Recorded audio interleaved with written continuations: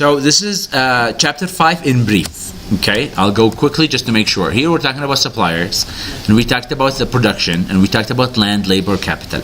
And then we started to look at this.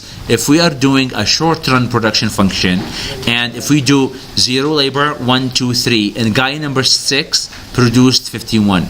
Guy number 7 also produced 51. Now this total 51 didn't increase even though we added one more labor.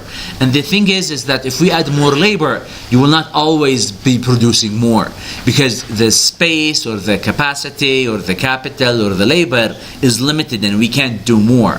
So that in order to move, you need to move from the short run. You need to go to some sort of a long run, and the long run is when you start to have new land or new capital or new machine. And we noticed guy number 8 actually made production 48.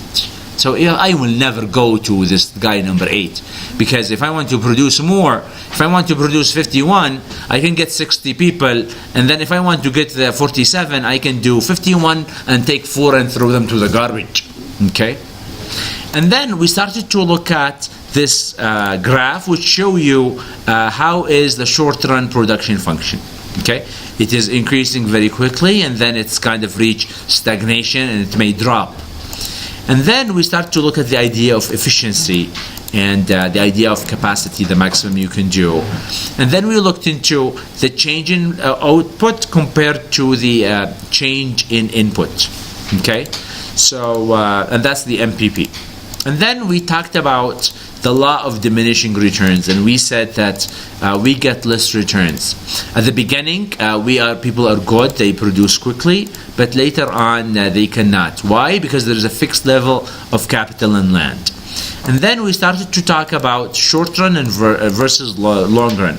And we said the short run is with a fixed amount of inputs, while in the long run there is no more fixed cost, rather everything is variable, including capital, land, and labor.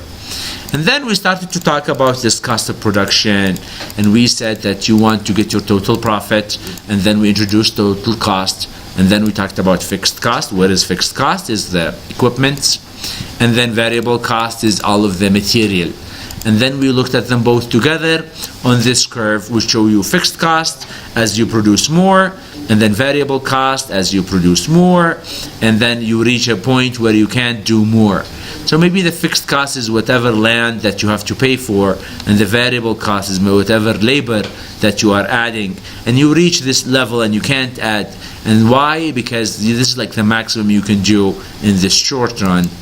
And then we start to look at, is this cost important? We start to look at average cost, and we learned how we calculate it. Average cost, you take the total cost, divide by the number of units of output, and you get this average cost, and it looks like a U-shape. This is the U-shape average total cost.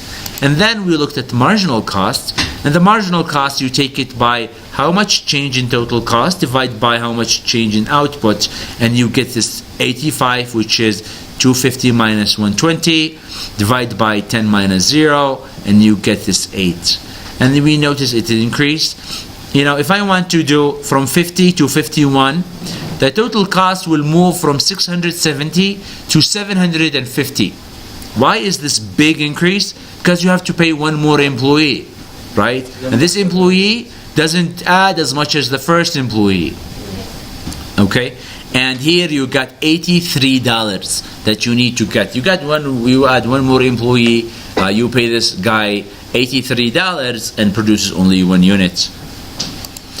And this is the equation for the marginal cost. And then we looked at it in a graph. Okay? And that's the marginal cost. And the marginal cost equation always looks like this. Okay, more like a check mark. Okay, more or less. And then we start. Now is the continuation. Any questions so far?